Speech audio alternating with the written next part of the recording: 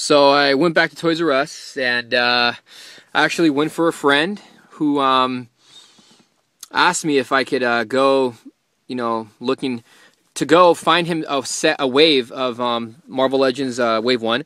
And, I could have done the easy thing and gone to Frank & Sons or Fat Collectibles and, pay a few dollars more than retail price. But, me being a collector, I decided to go on the hunt and look for different Toys R Us's to see if I can find the set or find certain figures to complete the set. And I happened to go to Toys R Us, one that's not too close to my house, but I was around the area, so I decided to stop by, and I found the whole set there. No variants, but I'm showing these two because I opened these ones up already. And it was funny because it was almost closing time, and I managed to find the whole set still there. So this is the same Toys R Us. If you guys watched one of my haul videos I did a while back, they had like every single Predator figure there that from the Predator 2 series. But anyways, this Toys R Us usually has good stuff there. And I was surprised I found the whole wave, especially at the time I found it. But again, I did this favor for a friend, and he told me that, if I go find him the figures, that he will give me the Terax pieces. So I said, of course. So he just wants the figure. He doesn't care too much for the build of figure. So I'm taking the pieces out, and I'm gonna build another Terax for me. So that's pretty cool. So I might have one for trade, guys. If you guys want to trade if you guys want to trade some figures, like I'm gonna have an extra Terax. Or if you guys want to purchase one, let me know. Send me a personal message. Okay, guys. How about we get into some interviews? Interviews? Let's get into some reviews. Hey, what's going on, guys? So today we're going to be taking a look at the completed Build-A-Figure Arnim Zola. And again, this is from Wave 2 of the Return of Marvel Legends 2012. And what do I got to say here? First thing that I wanted to say about this figure is there is a variant to the figure here. Now you can see obviously the face here is Arnim Zola, and the variant which comes with the torso piece does come with Madame Mask, but the variant that will have the red skull face will be coming with what is it, Madame Hydra, I believe. So stay tuned for that. But the only thing is that what I'm wondering is, are we going to be able to switch out the hands and add the torso, or are we going to need to purchase the entire set again in order to have the red skull, completed to look like this? So we might have to pick up two waves, guys, in order to have like one completed Build-A-Figure variant, the red skull and then Arnim Zola. So I think that's the first time Marvel Legends has had a variant Build-A-Figure piece, which is pretty cool.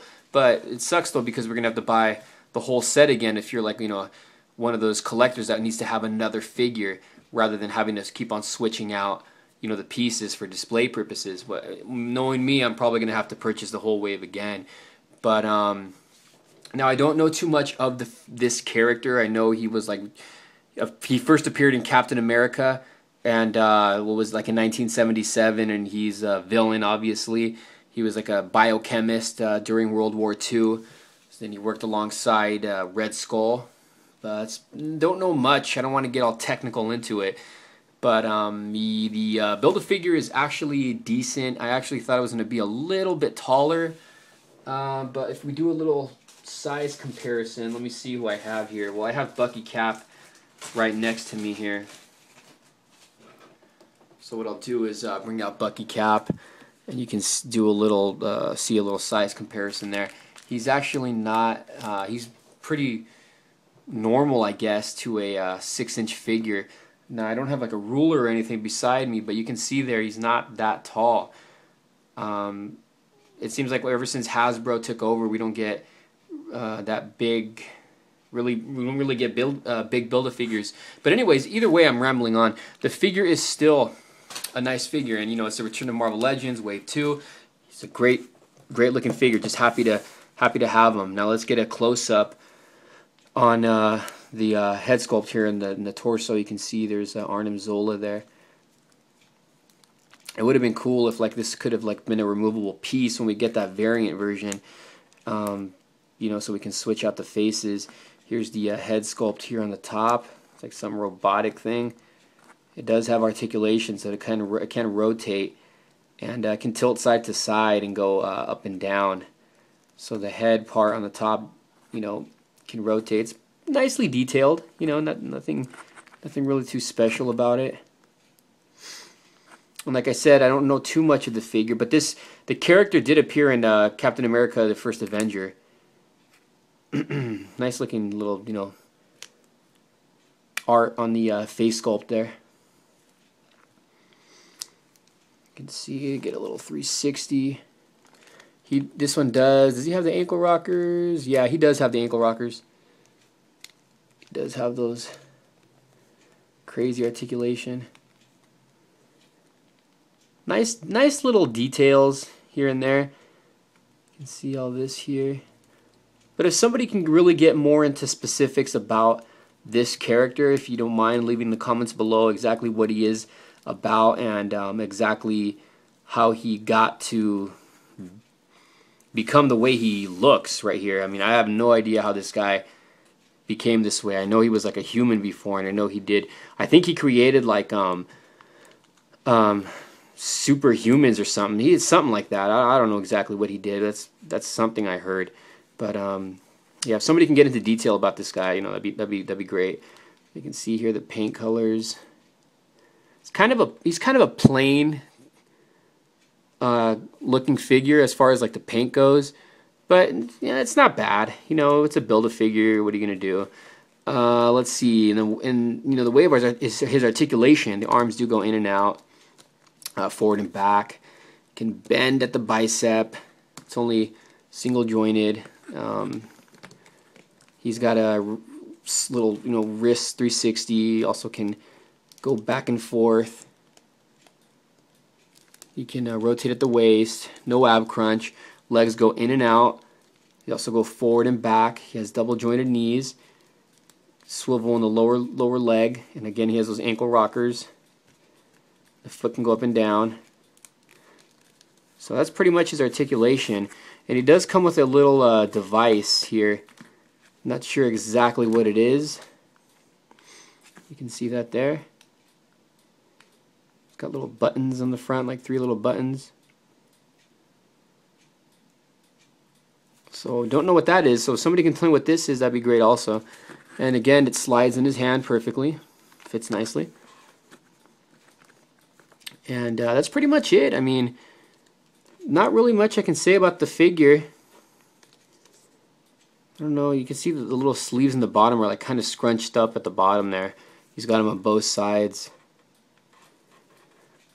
And I don't know if you'll be able to tell, I don't know if the camera will pick it up, but he's like, top part is orange, and he's got like 2 different colors from the sleeves and in the body area.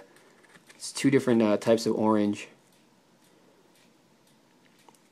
But he's a pretty nice Build-A-Figure.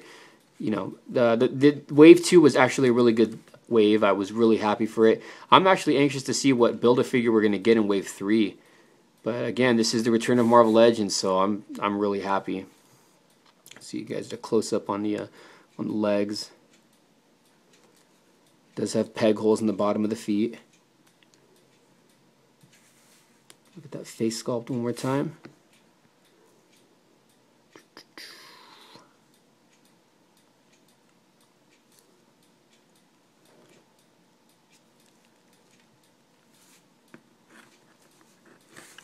So that's Arnim Zola.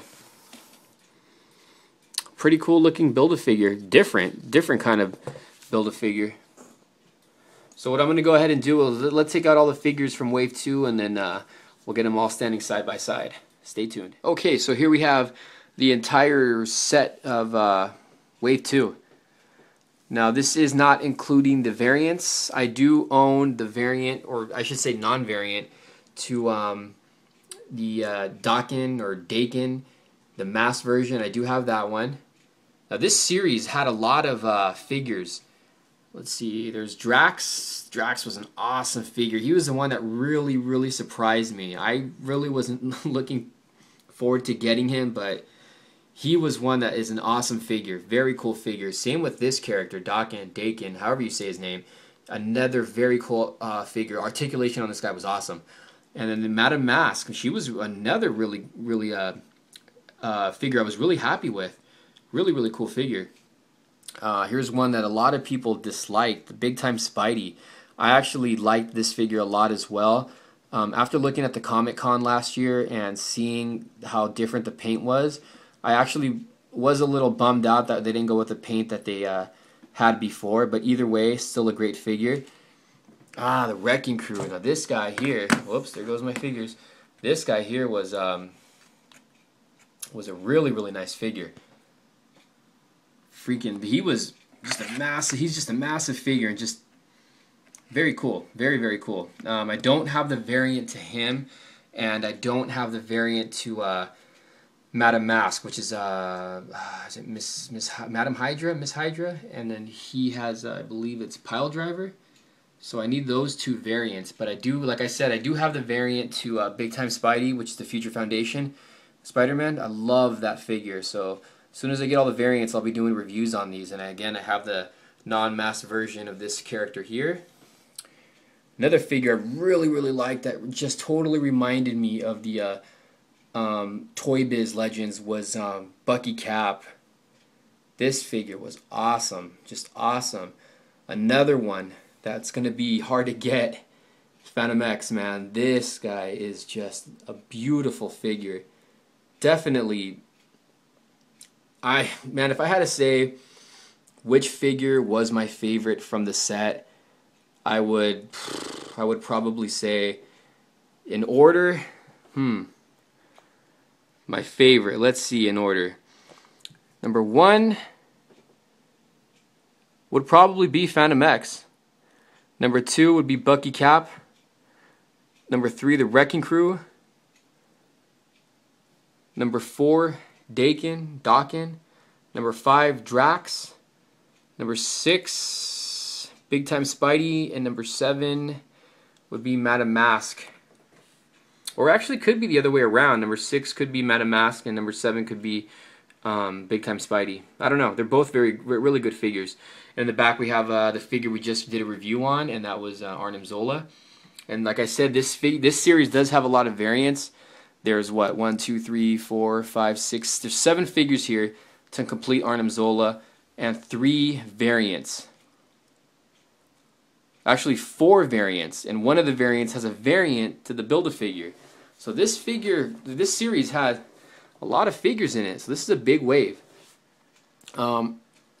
The only figure I paid the most for was Phantom X. He was the only one I paid a lot. Well, not a lot, but he was the only one I paid $30 for.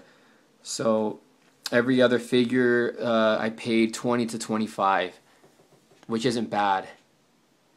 A great series, man. Marvel Legends. The Return of Marvel Legends Wave 1 was awesome. I was happy with it.